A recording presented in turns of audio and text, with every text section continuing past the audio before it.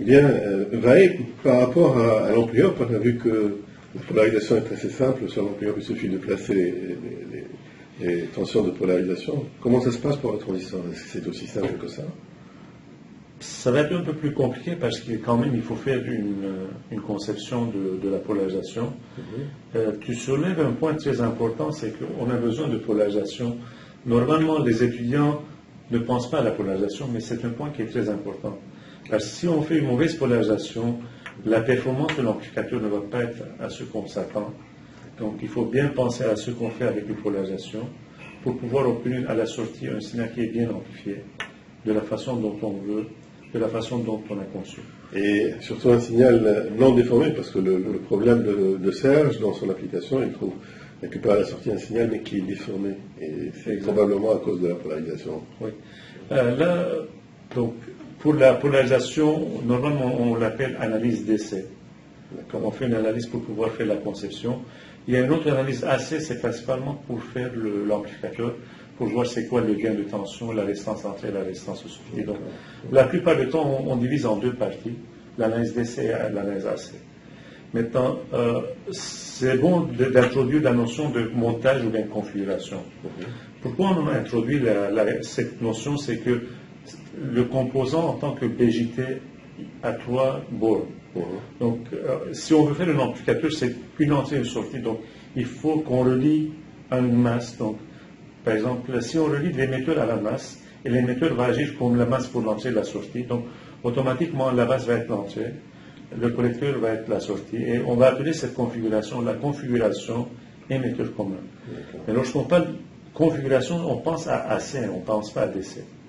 Donc, la même chose, par exemple, si je parle de collecteur commun, qu'on appelle aussi un émetteur suiveur, le point commun, c'est le collecteur.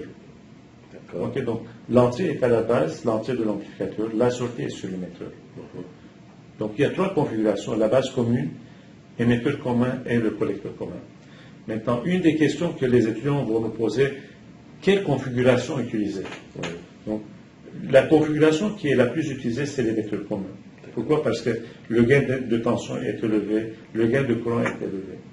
Par contre, dans certaines applications, comme par exemple, lorsqu'on va être en dernier étage pour alimenter une charge qui est très très faible, c'est-à-dire on a besoin de grand courant. Donc là, on va utiliser la configuration qu'on appelle collecteur commun ou bien émetteur suiveur. C'est une sorte d'adaptation d'impédance, si tu veux. Et puis, si on cherche vraiment un amplificateur dont la résistance d'entrée est très très faible, à ce moment-là, on va utiliser la configuration basse commune.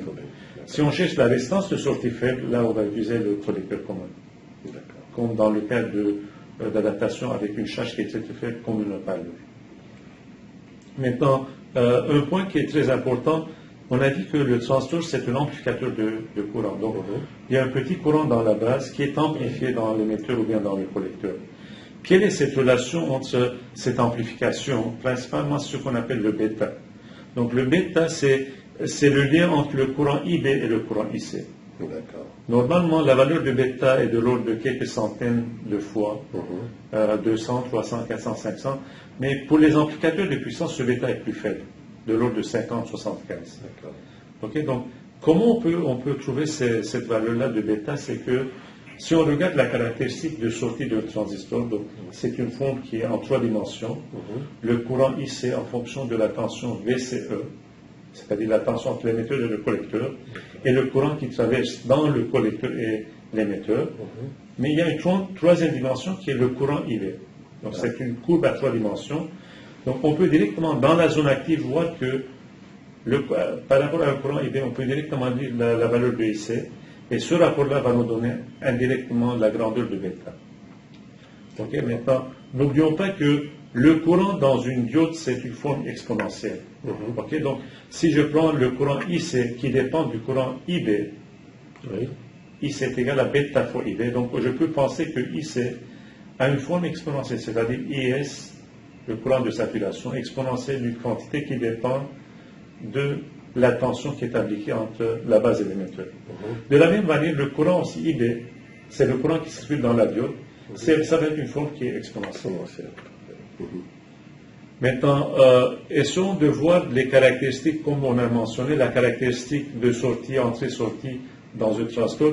C'est une information qui est importante, mais on peut utiliser d'une façon numérique, hein, c'est-à-dire on n'a pas besoin toujours d'avoir la courbe pour pouvoir travailler avec les transports. Donc, on peut travailler analytiquement avec ces équations. Tout ce qu'on doit savoir, c'est que approximativement, le courant IC est égal à bêta fois IB. Bien que bêta change, hein, donc en fonction de IC, mais dans ce courant, on va supposer que la relation IC est égale à bêta IB est une relation qui est toujours valide. Là, quels sont les autres points qu'on doit considérer? C'est principalement le transport qui est une source de courant qui est contrôlée par un courant. Okay, donc, si je simplifie le modèle d'un transport, à l'entrée, l'amplificateur ou bien le transport a une impédance ou une résistance. La sortie, c'est une source de courant dépendante qui dépend du courant IB.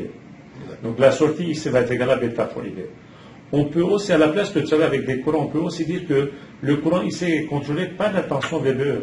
Parce que n'oublions pas que le courant IB qui circule dans la diode dépend de VBE. Donc à ce moment-là, le lien qui existe entre VBE et IC, c'est ce qu'on appelle la transconductance. Donc la transconductance et le bêta ont une certaine relation directe entre eux.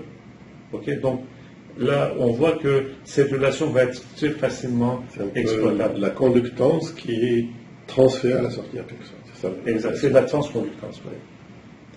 Bon, n'oublions pas que le transfert a des limites parce que ce sont des composants semi-conducteurs. Donc, lorsque le manufacturier nous donne l'information sur les grandeurs limites, il va nous spécifier quel est le courant IC maximum qu'on ne doit pas dépasser, quelle est la tension VCE qu'on ne doit pas dépasser, et en plus, quelle est la puissance maximale qu'on ne doit pas dépasser. Donc, toutes ces informations-là doivent être bien respectées pour qu'on puisse travailler dans des zones qui sont sécuritaires. Bon, maintenant, si on regarde au niveau de polarisation, n'oublions pas qu'il faut polariser le courant IB, c'est-à-dire le courant IB-DC. Il faut polariser le courant IC. Donc, lorsqu'on polarise le courant, aussi en même temps, la tension DC entre le collecteur et l'émetteur va être bien définie. Donc, si on regarde par exemple cette image, on voit que c'est une configuration émetteur commun. On a une entrée VI. Ce qu'on cherche, c'est la tension à la sortie sur la résistance de charge RL. Donc vous voyez que tout est bien polarisé. La tension VB est bien polarisée. Le courant IB, c'est le courant de polarisation. Le courant ICQ, c'est le courant de polarisation. Et la tension VCEQ est la tension de polarisation. Alors, c'est pour faire le lien avec la diode, dans la diode aussi, on a parlé de points de fonctionnement avec la droite de charge. C'est la même chose. C'est cette notion-là qui est récupérée ici, mais avec les trois jonctions, les trois extrémités, base, émetteur et collecteur, et les courants qui sont reliés. Maintenant, comme vous voyez ici, lorsqu'on rentre un signal qui est sinusoïdal autour de cette polarisation, il y aura un courant qui va être IB qui va être sinusoïdal, qui va être amplifié pour nous donner le courant IC sinusoïdal. Et ce courant IC sinusoïdal va nous donner la tension VC qui est sinusoïdale, qui va être reflétée à la sortie, et on va avoir à la sortie la tension Vout qui dépend de toutes ces variations de courant et de tension. Parfait. Donc la polarisation va placer le transistor en un point de fonctionnement, et si elle est bien faite, quand on envoie un signal sinusoïdal, les grandeurs vont varier autour de ce point de fonctionnement. S'il est bien placé, on va le récupérer amplifié et propre avec toute sa forme initiale. Je pense que c'est ça un des points que Serge a rencontré pour son amplificateur, c'est que la sortie n'était pas un signal aussi propre que l'entrée. Et donc c'est vraisemblablement lié au problème de polarisation et d'utilisation des seuils d'entrée-sortie. Sur cette image, on peut aussi se demander pourquoi on a mis la résistance R2. Pourquoi on a mis la résistance RE? Parce qu'on aurait pu juste polariser le transfert avec la résistance R1, sans RE, sans R2. On pourrait le faire, mais on va voir un peu plus tard que à ce moment-là, le transfert va être très, très sensible à la variation de bêta. C'est-à-dire, si les caractéristiques bêta du transfert changent en fonction de la température, le circuit qui est un amplificateur peut même agir comme un interrupteur. Donc, pour pouvoir stabiliser le transfert, on va ajouter cette résistance RE et la résistance R2. Bien que la résistance RE vraiment va va diminuer le gain de l'amplificateur. Pour cela, on va voir un peu plus tard qu'on peut même mettre un condensateur en parallèle avec cette résistance RE pour pouvoir pallier à ce problème. Donc, maintenant, on parle aussi de la droite de charge statique et de la droite de charge dynamique. Principalement, si on regarde la droite de charge dynamique, c'est que on va savoir quelle va être la dynamique de la tension de sortie, c'est-à-dire jusqu'à quel point la tension de sortie va varier avant d'entrer en saturation. Donc, la droite de charge dynamique est très très importante pour pouvoir voir qu'est-ce qui se passe à la sortie.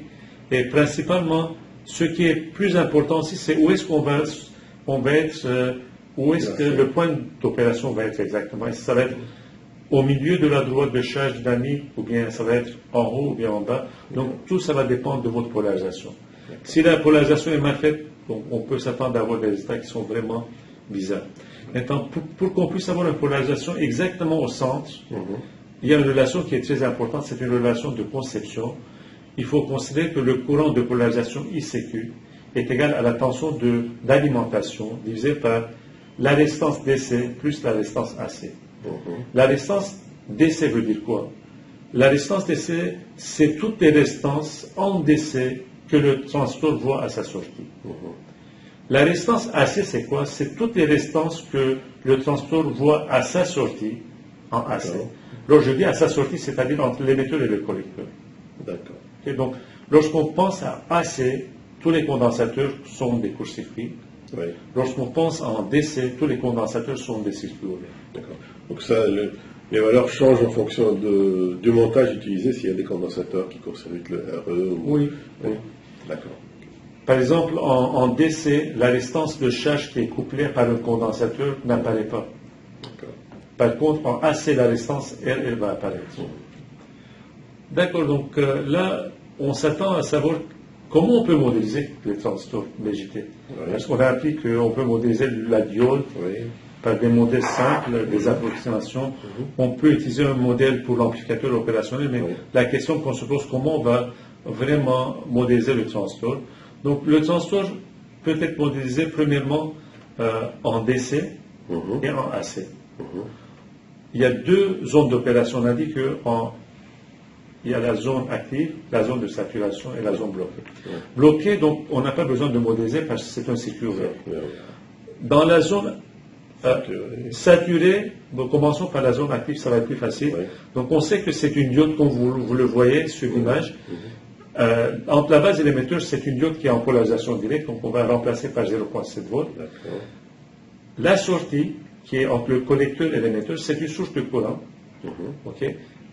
dont la grandeur est égale à bêta fois I. Maintenant, ça c'est le modèle vraiment simplifié. En réalité, il y a une résistance qui est en parallèle avec cette source de courant. Mais dans ce cours-là, on va essayer de négliger certaines choses. On va oublier cette résistance. C'est comme si cette résistance de sortie est égale à l'infini. Mais il faut faire attention, dans des cours plus avancés, on ne peut pas négliger cette résistance. Il faut tenir compte de cette résistance. Donc ça, c'est le modèle. Là, c'est la résistance interne. Quand on modélise la sortie par une source de courant, elle est en parallèle avec cette source. Et quand on avait le modèle d'une source de tension, elle était en série, la résistance interne. Avec quel composant? Quand on utilisait par exemple le thévenin pour remplacer un générateur et tout ce qui est autour, la résistance interne, on la mettait en série. En série, Pour la modélisation avec une source de courant, elle est en parallèle. Mais dans le modèle, actuellement on regarde le modèle DC, donc il y a une source de tension de 0,7 volts, bêta fois IB. Mais n'oublions pas que le courant IB est une exponentielle, il ne faut pas oublier ce point-là. Maintenant, si on s'en va dans la zone saturée, dans le modèle DC, donc c'est toujours la même chose, la base élémentaire est en polarisation directe, donc on va remplacer par 0,7 volts. La sortie à ce moment-là, puisque c'est en zone de saturation, la sortie c'est comme un court-circuit entre le collecteur et l'émetteur. En réalité, c'est à peu près une tension qui est très très faible. Donc c'est comme si c'est un interrupteur qui est fermé. Normalement, on représente par une source de tension qui est 0,2 volts, qui est proche à 0 volts, c'est-à-dire un court-circuit. Pour modéliser le transistor en petit signal, le modèle simple, c'est à l'entrée, on va représenter par une résistance dynamique qui est égale à RE fois bêta. Et la sortie, toujours la même chose, bêta fois IB. Mais n'oublions pas que tout ce qu'on voit sur cette image-là sont des courants en AC. C'est-à-dire le courant IB est AC, le courant bêta fois IB est un courant qui est en AC. RE, c'est la résistance dynamique. Donc on peut trouver la relation entre RE et le courant DC. Vous voyez ici dans cette formule-là, la résistance RE est égale à 0,026 volts divisé par ici Q. C'est-à-dire cette résistance dynamique dépend du courant. Donc si on fait une mauvaise polarisation, automatiquement on détériore une grandeur RE qui est une grandeur AC. Donc la grandeur AC dépend d'une grandeur DC. Et ça, c'est une formule empirique, RE égale 0, 0... Non, on a vu ça dans le cas d'une diode. Hein. C'était la résistance dynamique de la diode. Okay. C'est un cas où on a, dans ce cas-là, c'est une formule principalement pour le silicium à la température ambiante de 25 degrés centigrades. Maintenant, c'est une approximation, mais on va accepter cette approximation. Donc, le modèle simple là, pour le transfert BJT en AC, c'est ce modèle-là qu'on vient de voir. Ok, maintenant, si on veut, comme je vous ai mentionné, si on veut ajouter la résistance de sortie, comme on voit dans cette image-là, on peut l'ajouter, mais on va l'oublier dans ce cours. Donc, ce modèle-là va être très très important pour nous lorsqu'on va analyser un signal AC, un amplificateur pardon, avec AC, l'analyse AC. Et dans cette analyse-là, comment on commence à faire l'analyse? On met le modèle du transistor en AC, c'est-à-dire la résistance dynamique plus la souche bêta fois IB, la souche de courant. Puis on ajoute les composants qui sont autour, les résistances, les condensateurs, etc. Il faut se rappeler que dans la bande passante, les condensateurs sont des courts-circuits. Et l'alimentation DC est un court-circuit, parce que c'est une analyse AC. Par contre, on veut savoir qu'est-ce qui se passe à l'extérieur de la bande passante, là on ne peut pas éliminer les condensateurs, on ne peut pas remplacer les condensateurs par des courts-circuits. Donc ça va venir un peu plus tard dans les vidéos qui vont suivre cette vidéo. D'accord. Est-ce qu'il y a d'autres questions à ce niveau-là, Vadim? C'est bien, donc là, si je résume, il y a une importance dans le choix de la polarisation.